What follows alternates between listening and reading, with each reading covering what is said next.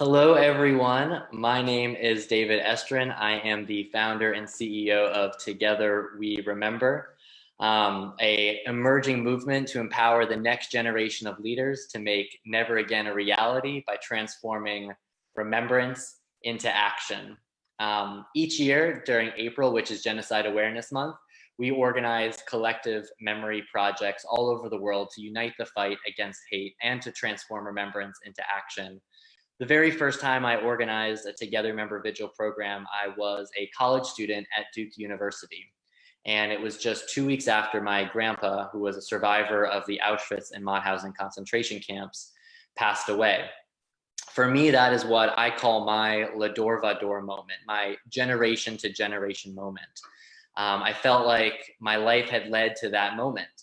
After all four of my grandparents were survivors of the Holocaust. And from an early age, I was exposed to their stories. And I really came alive understanding the power of collective memory to spark collective action across lines of difference because of that exposure. When I was 13, my grandpa brought me to the Mauthausen concentration camp for the very first time. And that's when I woke up as a social justice advocate and realized that I was on a mission to make never again a reality once and for all. But over the years, I realized that that mission was not mine alone. It wasn't my journey to walk alone. There were incredible people all over the world that were doing this work, that were working hand in hand with communities all over to work towards that ultimate goal in which identity-based hatred and violence would no longer be a reality in our world. And it's through that journey that I've come to realize that we have so much work to do. There's so much that I did not know growing up. For example, of course, I learned about the Holocaust, but it was only when I really got to college that I learned about other genocides that happened all throughout the world: Armenia, Cambodia, Rwanda, Bosnia, Darfur, and the list goes on.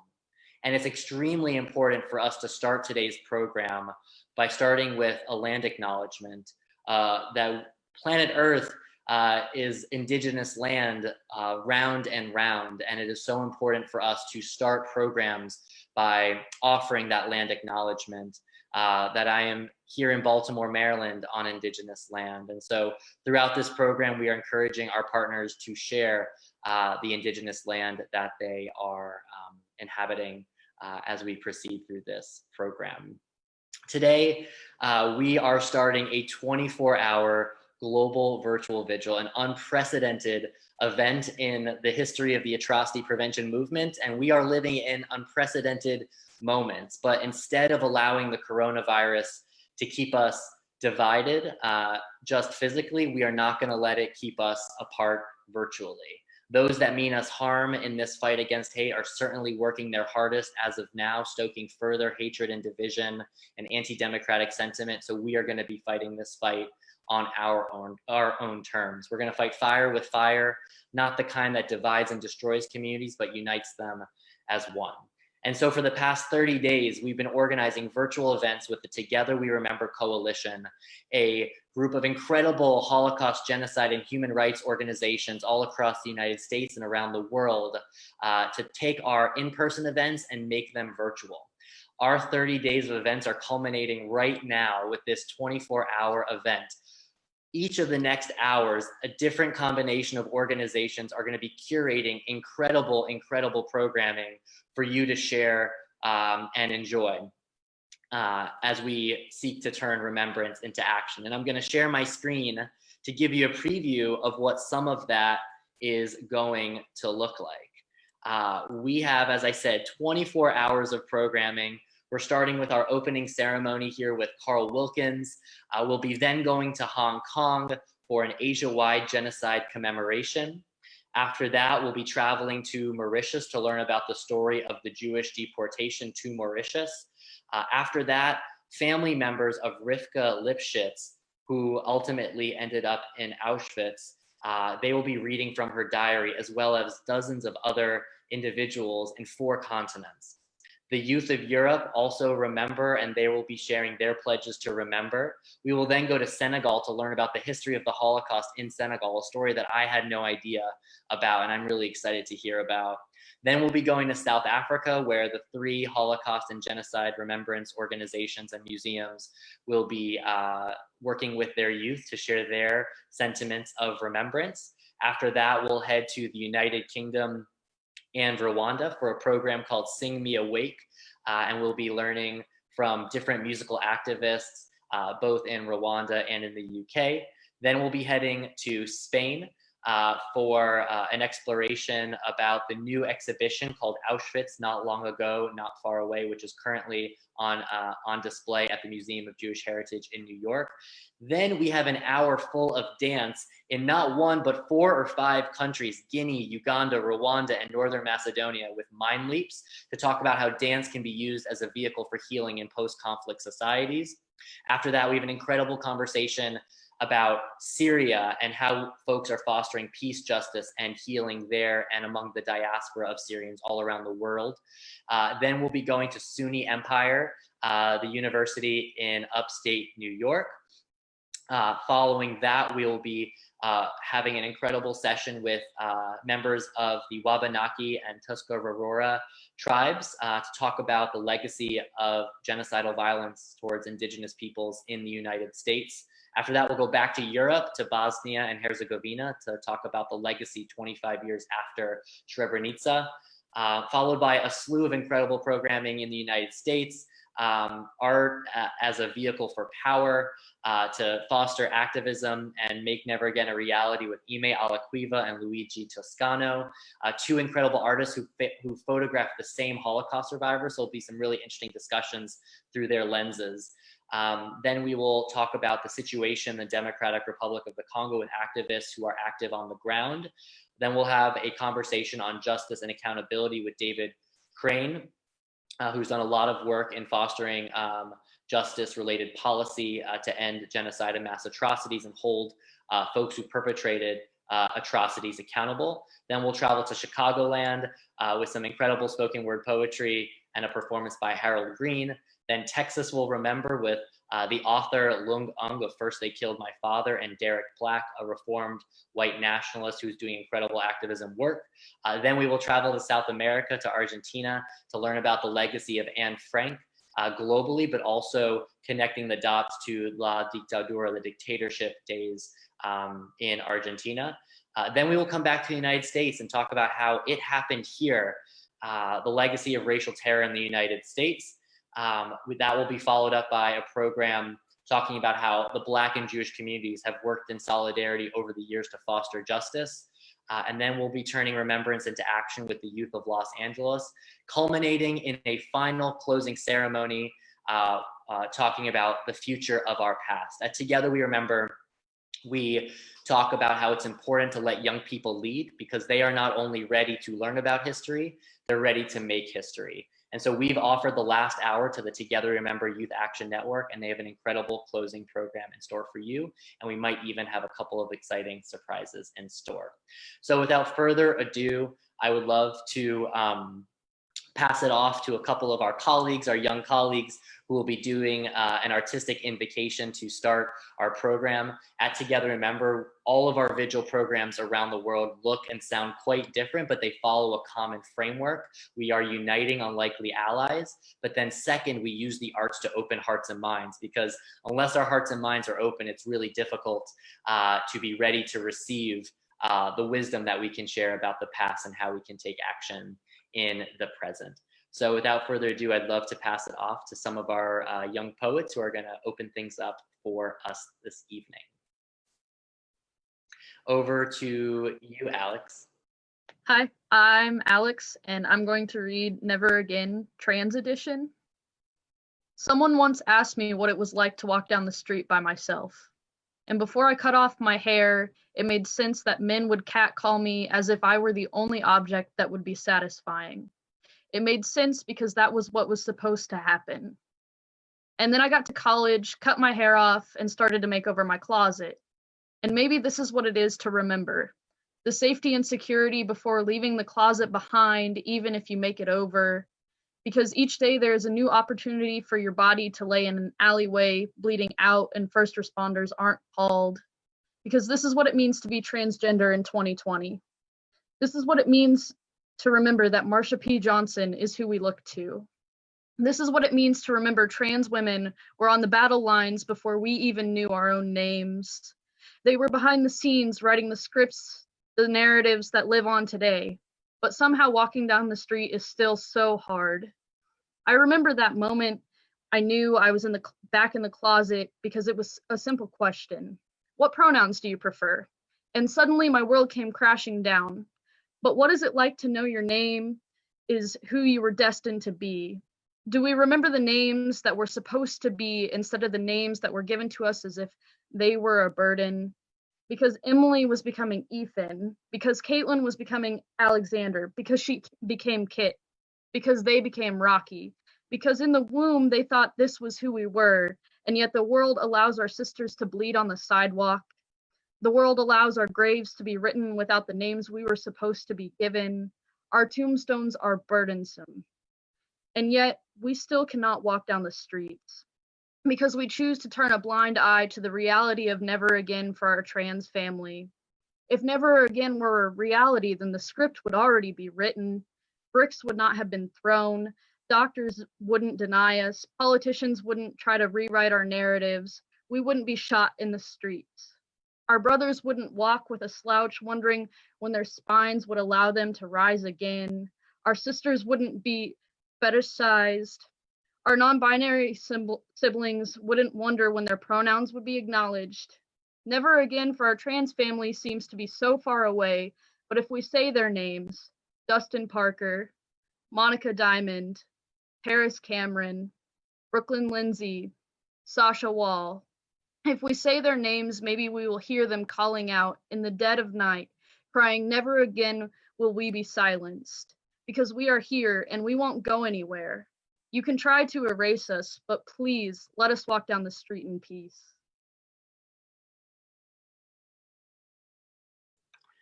Snaps, Alex. I just want everyone to know that we just recently, before this program started, had a virtual poetry slam.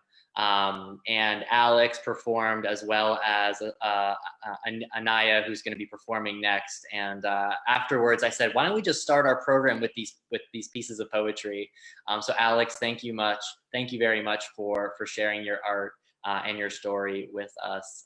Now, I'd love to turn it over to Anaya, if you'd be so kind to share some of your art with us as well as we kick this program off. Yeah, no problem. I'm gonna be doing like a really feel-good, positive poem. It's called Breathe Easy, and here we go. In Baltimore, a poet's words are worth more than 1,000,000 pictures, which is said to be worth 1,000 words. You will not remember the picture of the boy who was shot dead, but the memory of the words the poet spoke about him is etched into your brain. The metaphors, the similes, the connecting synecdoches, listen to the poem. Someone once told me that everything is a poem if you listen close enough. The sirens give you the sweet chocolate feeling of the potential line. The music is the snaps of affirmation. The laughter is the Jesus of home hitting everlasting memory. If everything is a poem and everyone is a poet, then somewhere there is a poet in Fells Point, where the place is dirty, but you know the food is phenomenal. He left his house at 1 a.m. because he wanted to get it just right. A girl is in the corner of her APUSH class, and instead of listening to a lecture on the Nazis, she's writing a poem about her friends who are depressed. She will not pass the test on the Nazis, but she will change lives with her poem. A boy is up until 3 a.m. memorizing his piece, because who needs sleep? When you have slams to win, listen to the poem. The city may not be rich and sound, but we surely are rich and sound. We have never been able to deal with our emotions, didn't want to feel weak. So we do more to feel less. Instead of catching bodies, we write them. And we always kill it. We throw pins instead of punches. Now tell me, can a picture do that? Can it make you feel everything at once and leave you wanting more? Does it help you breathe easy? Hold you on the coldest nights in an alternate universe? All of the prisons are turned into poetry exhibits, with infinite open mics and slam competitions, where no word goes unsaid, no feeling goes unfelt. Every piece will be incomplete because no true story is ever finished, and everyone can breathe easy. Listen to the poems. Thank you, guys. Thank you so, so much, Anaya. And just to give everyone a sense of how this movement is happening, I met Anaya like 3 days ago, I think, and it was only at the Poetry Slam this evening that we finally connected. And I said, Anaya, would you want to, read poetry at our program tonight? And she said, yeah, why not? She switched it up, chose a different piece, and here we are. So thank you so, so much. For sharing your art. So both thank you to Anaya and Alex for helping us begin to open our hearts and minds. I mean, we are going to be doing that for the next 23 hours and 43 minutes, if my math is right. Wonderful. Thank you so, so much for joining us. Now, what I'd like to do next is welcome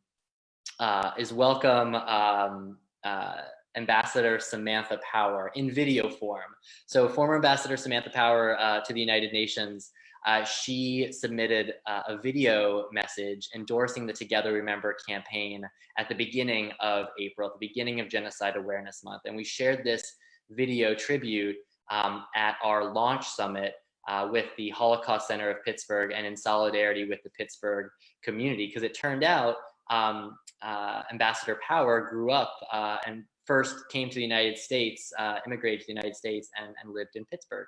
So we thought her remarks would be incredibly fitting. So without further ado, I'm gonna cue up the video from Ambassador Power in just a moment. Greetings to all of you from my home in Concord, Massachusetts. I'm grateful to David Estrin and everyone with the Together We Remember initiative for inviting me to send along this brief greeting as you launch your 2020 campaign.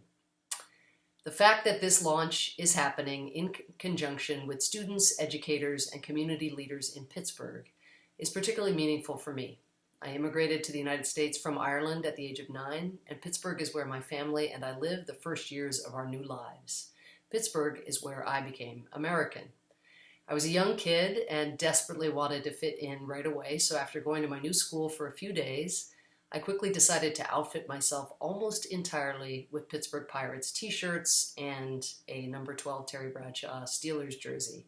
I was very self-conscious of my thick Irish accent, so I made a particular point to start using words and phrases that I was told were unique to the Pittsburgh dialect, like yins and a few more that I think I shouldn't repeat here. To this day, I'm a fanatical baseball fan, and the reason is because I happened to move to Pittsburgh just in time to get caught up in the Pirates' magical 1979 World Series run.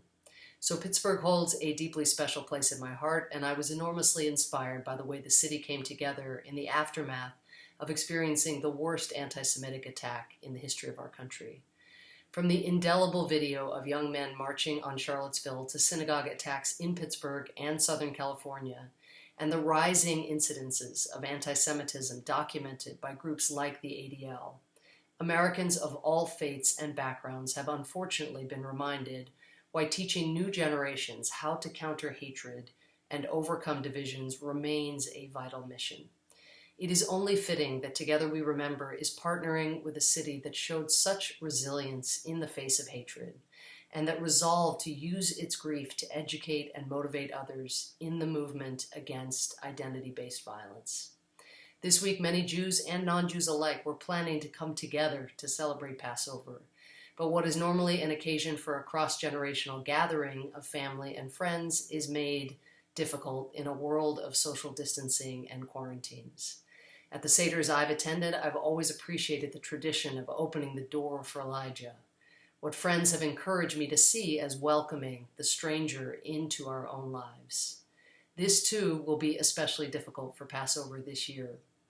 But our distance from each other is only temporary. I am so thankful to all of you for seeking to strengthen our communal bonds at a time when they very easily could be fraying. Because when this pandemic is over, and it will end, your activism and your solidarity will have to be stronger than the forces that would use this experience as an excuse to turn inward, to stigmatize the stranger, to claim that we can't possibly seek to help others when uncertainty prevails in our own lives. The world is facing the worst displacement crisis since the Second World War. More countries are experiencing some form of violent conflict today than at any other time during the last 3 decades. If you believe in the inherent worth and dignity of every individual, as I know those of you watching do, then in fact there has never been a more urgent time to work together to prevent atrocities and to assist those whose lives have been upended by displacement and war. David encouraged me to use this message to share a lesson that people might remember when the going gets tough. So my appeal to you is to never ever diminish the change you are able to make to affect individual lives. Never diminish the awareness you're able to raise through initiatives like Together We Remember. Never think of this campaign and this cause as addressing symptoms rather than causes. The symptoms of the world's refugee and displacement crises, for one example, are humans.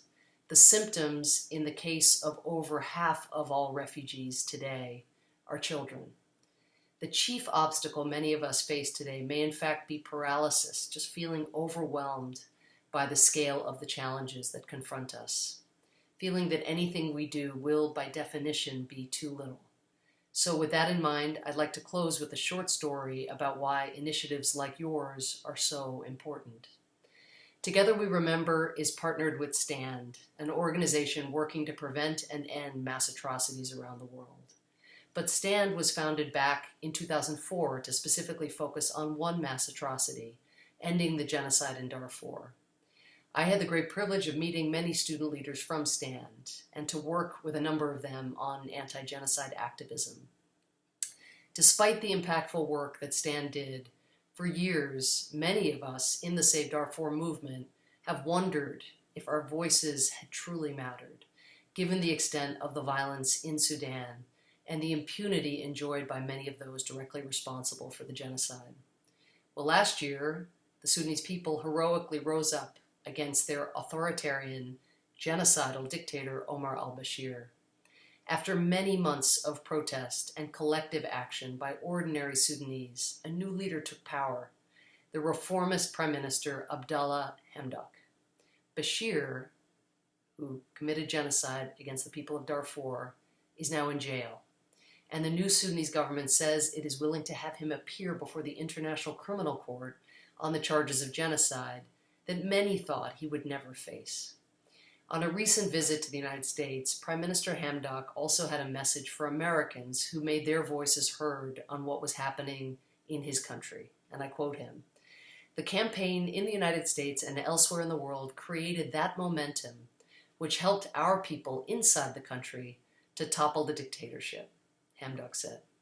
So he continued, "The struggle here, the Darfur movement, Enough, Save Darfur, and all these efforts over the years which helped us to reach where we are now, we Sudan are very appreciative and we owe it to that effort." End quote. With this in mind, my message to all of you is quite simple. There is plenty each of us can do. What we can't do is nothing. Every effort to fight hate, every hand extended to a stranger in your community, every step taken to protect the most vulnerable among us, and every step to stand up to the perpetrators of atrocities, hate crimes, and human rights abuse, every step, together, they can often mean much more than we can ever know in the moment. That was true of the Save Darfur movement, and I promise you it's true of the work you are doing today. And I thank you so much for it and for having me with you. I would like to extend a huge thank you to Ambassador Power for sharing those remarks and kicking off our campaign in such an inspiring way. It's truly a dream come true that Ambassador Power put her support behind the Together We Remember movement. And now I'm really proud to show the results of our month of really hard work in the next 24 hours.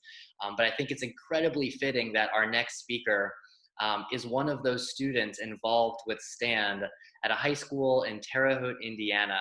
Her name is Charlotte Olson. She is also the TWR Youth Ambassador for the state of Indiana and has basically become the TWR Youth Ambassador for the world in a matter of about 20 days. Charlotte, thank you so much for all of your hard work all throughout the month of April. I know you and your colleagues are going to be sharing a lot of the results of your work at the final hour of our 24-hour vigil. But right now, I'd love to hand it off to you for our youth invocation for our 24-hour vigil. So go ahead, Charlotte. I'm Charlotte Olson. I'm really incredibly honored to be speaking to you all today and to get a chance to experience the power of our collective voices from around the world. So I grew up in Terre Haute, Indiana, a place you might struggle to find on a map, and which to me seemed just about the furthest place on earth from any part of history. History, however, proved me wrong in every single way possible, because in Terre Haute, Indiana, I met Eva Kor, a survivor of Auschwitz concentration camp and of Dr. Mengele's twin experiments. And when I was just a baby crawling around the floor of her museum. Candle's Holocaust Museum and her contributions to Holocaust and genocide education were the biggest things Eva Kor dedicated to our town and to the world. She would come speak in our history classes throughout my years in school and regularly made attempts to reach out to young people as change makers. For a kid growing up in the outskirts of a town in Indiana, seeing a woman so dedicated not only to the preservation of different eras of history, but also to the elevation of young people as a powerful force in history, caused me to realize the importance of my own voice in the fight for a world free from prejudice and hate. So, as a freshman in high school who'd just barely reached 5 feet tall, I threw myself into every opportunity I had for advocacy. I joined my high school STAND Club, a group dedicated to the prevention of mass atrocities, and I became involved in the gun violence prevention movement. I was a timid 14-year-old kid, but I gave it my all. And in the March of this year, 4 years into this journey, I teamed up with David and Together We Remember to form the Youth Action Network, a national network of diverse student leaders from genocide education centers and organizations like STAND, working together to amplify our collective voices in the battle against hate. We believe that the young people of this world are ready to be leaders, and that they have proven this time and time again. Students can learn from history while simultaneously making history for the benefit of their communities. And that is exactly what these young people in the Youth Action Network are doing. They're students from across the nation who have banded together to support each other as they work towards a world where never again is a reality. And I'm beyond grateful to be able to say that I'm a part of this group of young people. Through the month of April, they've shown that they're capable of organizing and inspiring others by organizing en masse on social media, by designing and painting murals in schools, by sharing their TWR virtual pledges, writing and performing poetry, and congregating virtually to hold interfaith prayers. They've also worked incredibly hard to prepare and host the final hour of Together We Remember's 24-hour global virtual vigil. Through art and action, young people continue to prove that they are ready as change makers and as the next generation of leaders in the world. So as the young people step up to take their stand in this fight, we want to say thank you to you all. We've heard you, we've learned from you, and because of you, we're here and we're ready for this moment. And for the next 23 hours, we hope you will engage in each program and see the incredible work that is happening around the globe. Thank you all so much for being here for this monumental collective action. And thank you so much, David, for inviting me. Charlotte, thank you so much for your incredible work. I've said this a couple of times on some of our calls. We had a Youth Action Network launch call on March 28th or 29th, and about 60 students from across the United States came together. And I was like, all right, we're good. April is a success. And we just kept building on that energy. And now we've got a lot of impact to show for our efforts, for your efforts. You've been proving that young people truly are ready to make history and not just learn from it. You're doing both at the same time. So again, thank you. Now what I'd love to do is welcome my good friend, Carl Wilkens.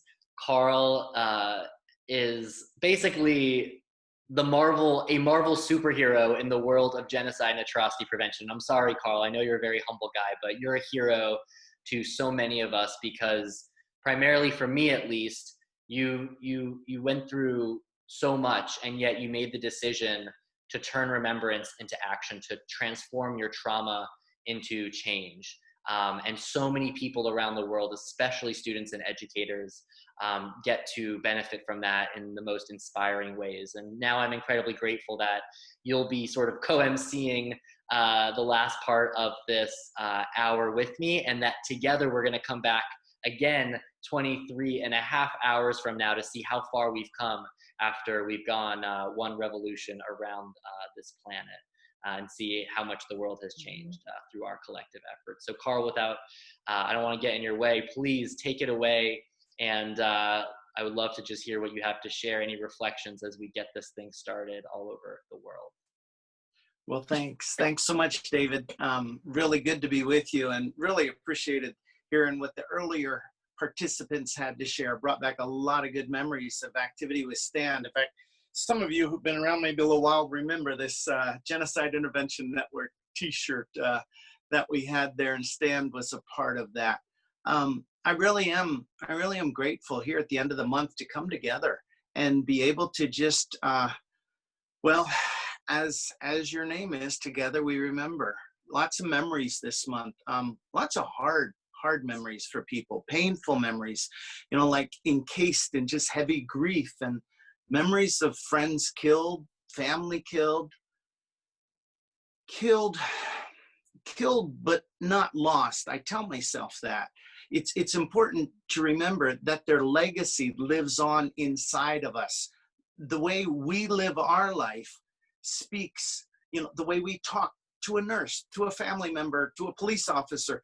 This is how their legacy lives on inside of us.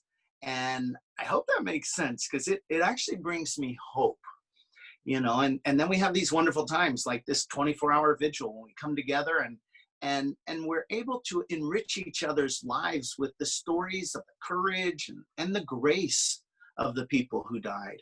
We're inspired by their insights, by their values. We're challenged by their dreams, and even strangely comforted by their wacky sense of humor.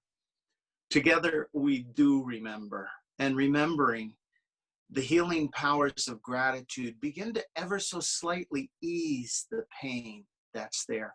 In remembering together, we provide a habitat where hope comes back to life, and it begins to contain grief. And in particular for me, this remembering drives me deeper, determined to go deeper, to ask the deeper why instead of judging, you know, to go deeper in love, a radical love thinking, radical love doing, going deeper in the face of the storm, you know, whether it's apathy, whether it's pain, a storm of impossibilities, to go deeper still. And to ask myself, you know, what are the core values that were abandoned that allowed these genocides, the Holocaust to happen? And how do I bind those core values, like, to the DNA of my heart, of my mind? Time to go deeper. And for me, that's finding stories and tools that help us understand what it means to be human, to practice respect, empathy, inclusion, stories of finding the good in the most impossible situations, you know, just deeper still. I want to share one story this evening, containing myself to one story about a deeper radical love. I was in Rwanda with a group of young peace builders from Chicago this last summer. Quick shout out to Peace Exchange, peacex.org. Check it out. It was a real pleasure and an honor to show them around what had been our family's home country from 1990 to 96. When the 94 genocide against the Tutsi began, Teresa and I decided that she would take the kids to safety and I would stay and try to help. And now, years later, I get to bring students back, teachers back, and we explore the betrayal of the international community, of the Rwandan genocidal government, even the betrayal of the religious institutions and even neighbors. But more important than exploring that betrayal, as important as that is, we discover how Rwandans are putting the pieces back together, how healing and building a better land for their children. So on this particular day, back in June, we were going to visit a community to see for ourselves where the imposter were living alongside people who had carried out the genocide. Some survivors with deep machete scars on the outside and on the inside were working and worshiping and socializing with those who had swung the machetes with deadly force. We were meeting with about 60 people in a community center building, the southern part of Rwanda. They'd set up upholstered chairs for us, while they were sitting on wooden benches. That is so Rwandan, willing to give the best they had to make us feel valued and welcomed.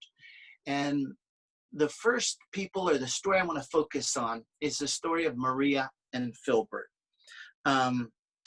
This idea of radical love, actually, some of those words came from some of the other ladies in that group who were telling us that they were saved from the sorrow and grief from drowning by acts of love.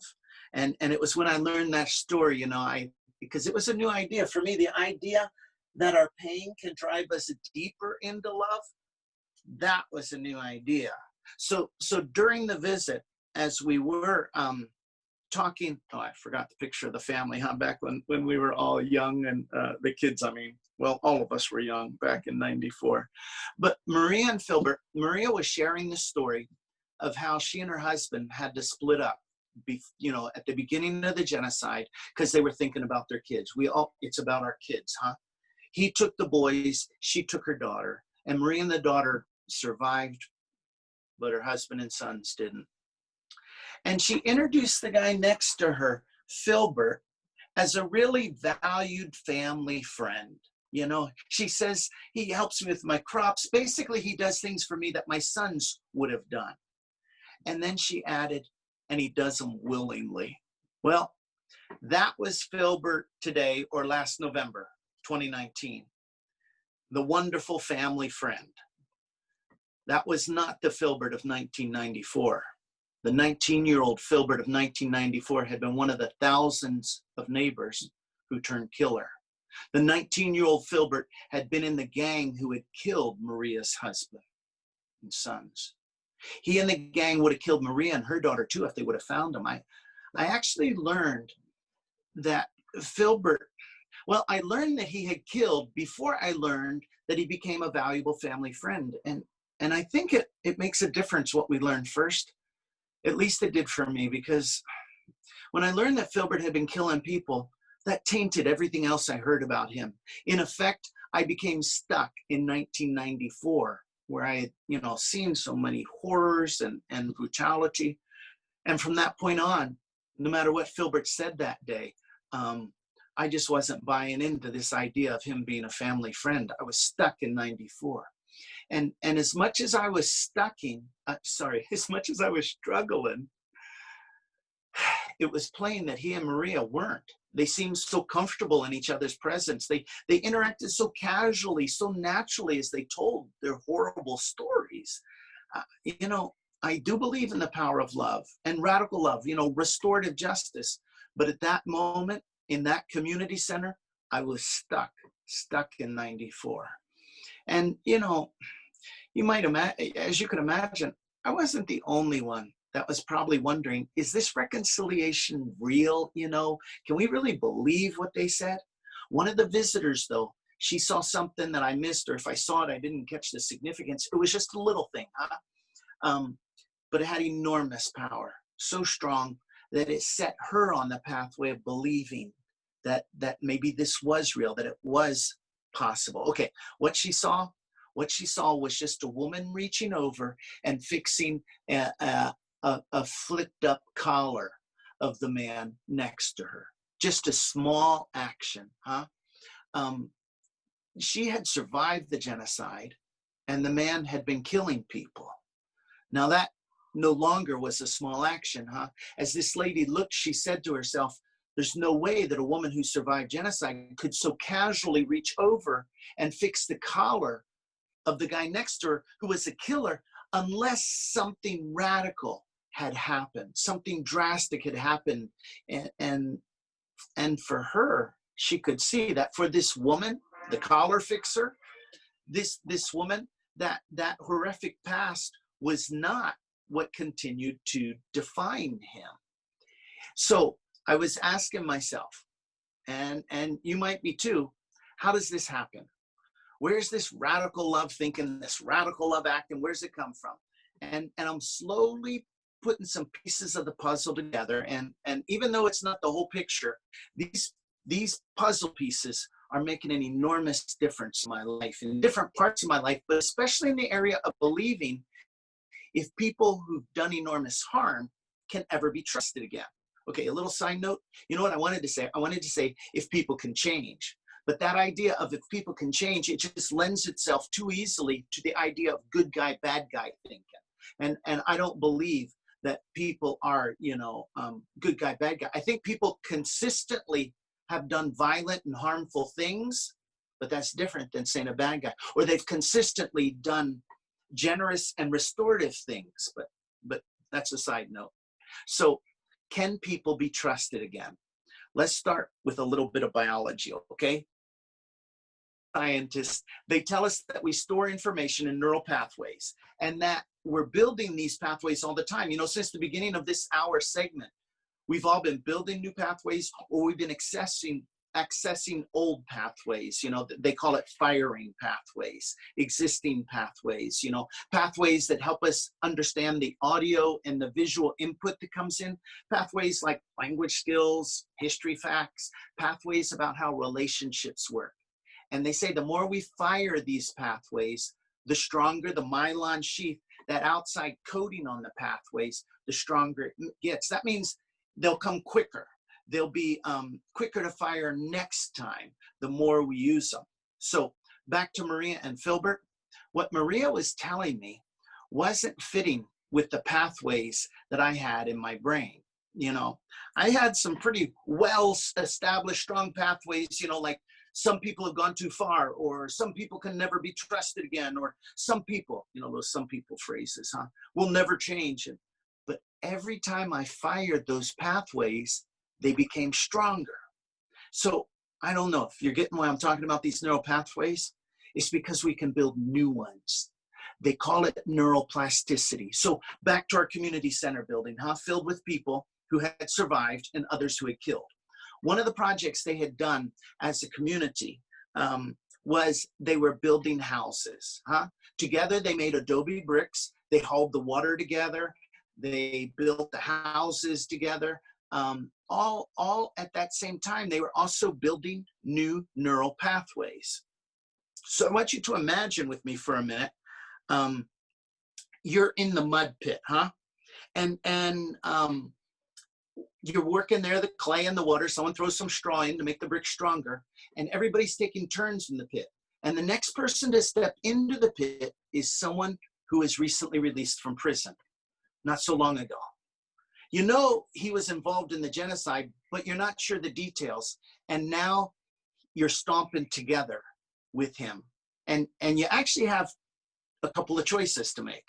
Can you fire a pathway in your brain that says, oh, great,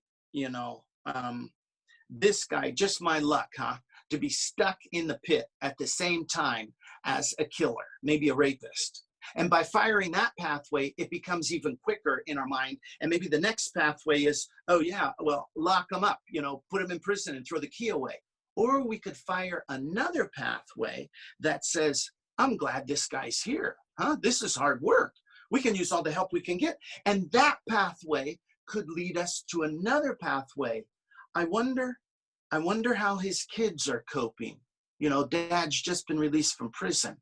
You see, if I fire the I'm glad he's helping pathway, this man begins to move out of my mind from a polarizing pathway that will continue harming to a restorative pathway that will bring healing. I've actually got this little drawing about the pathway to harm and the pathway to healing, and how restorative marks the pathway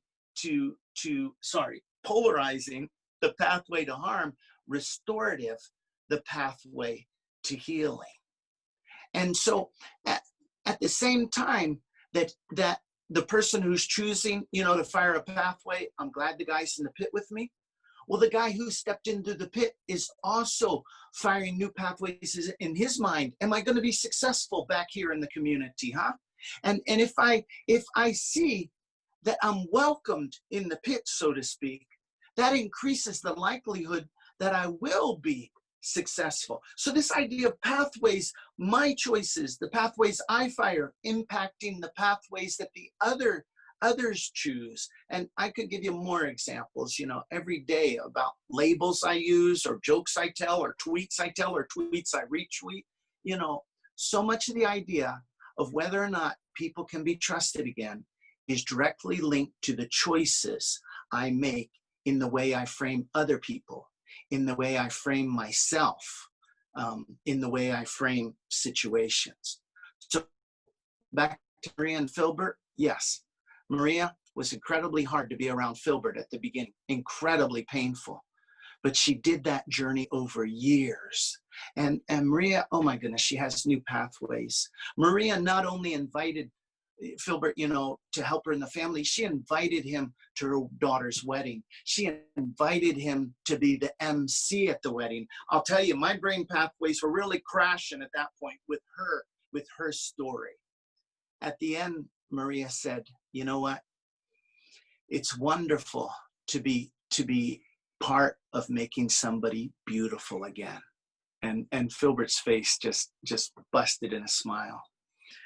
David, on every continent, these pathways of the footprint of violence is seen as we're going around the globe in these next 24 hours. It's seen in every country, every city, every heart.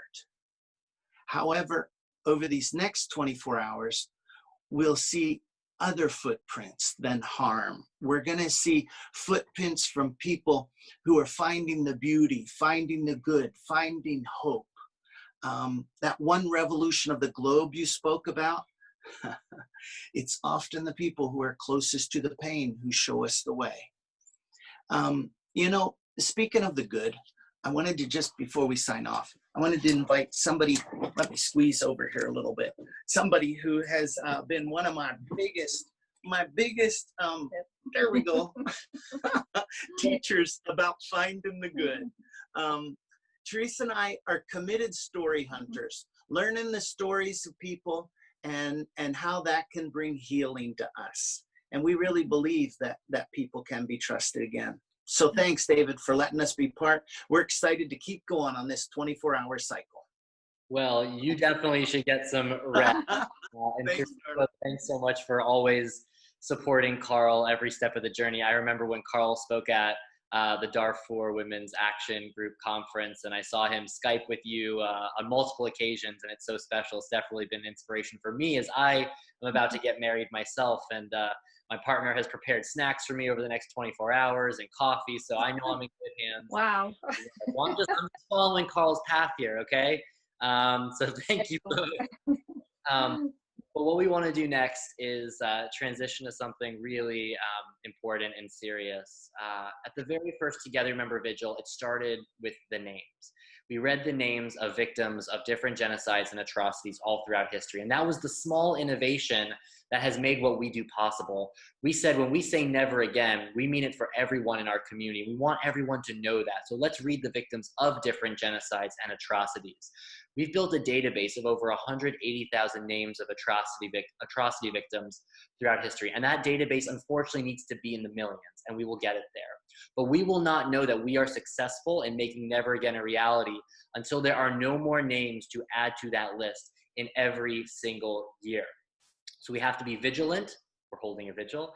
We have to be accountable, but we also have to remember. And there's so many people who do not have a final resting place physically on this planet because that was taken away from them. In the Jewish tradition, it's so important for us to have that.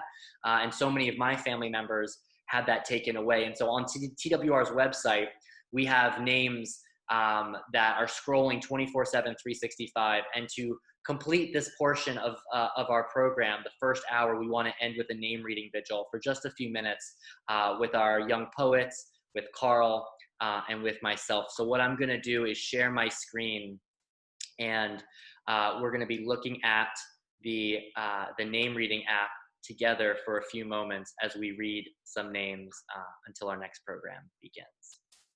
So I'll go first. Gertie Lowenstein perished in the Holocaust at the age of 54. Mohammed Abdo Alawi perished in the Syrian civil war in 2013. Milero Kajman perished in the Holocaust. Moritz Kieser perished in the Holocaust at the age of 54. Halim Fatoshi perished in the Kosovo War at the age of 66. Chaim Friedman perished in the Holocaust at the age of 6. Meyer Steinberg perished in the Holocaust at the age of 7. Eugenio Martins perished in the East Timor genocide at the age of 20. Kitty Brune perished in the Holocaust at the age of 8. Ahmed Kaadan perished in the Syrian civil war in 2011. Abdurrahim Youssef al-Shawish perished in the Syrian civil war in 2012. Ivanka Weinberg perished in the Holocaust at the age of 5. Ahmad al-Qatasha perished in the Syrian civil war in 2012. Mendel Ehrenkranz perished in the Holocaust at the age of 39. Admovich Hassan perished in the Bosnian genocide at the age of 52. Wal Apich Adol perished in the South Sudan civil war. Uday Gatkuth Bael perished in the South Sudan civil war. Elijah Kunjin perished in the Holocaust at the age of 63. Walid Mathfu perished in the Syrian civil war in 2015.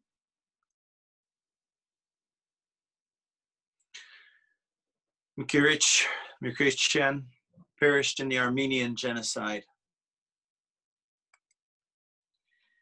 Thank you so much, everyone, for joining us for the first hour of our 24-hour global virtual vigil to unite the fight against hate across the world in honor of the end of Genocide Awareness Month.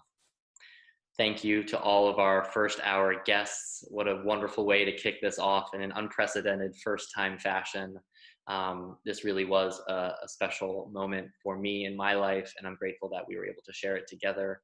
Carl, I'll see you in about 23 hours and 5 minutes or so. Rest up, tune in if you can. Absolutely. And everyone else, feel free to keep watching and enjoying the rest of this program.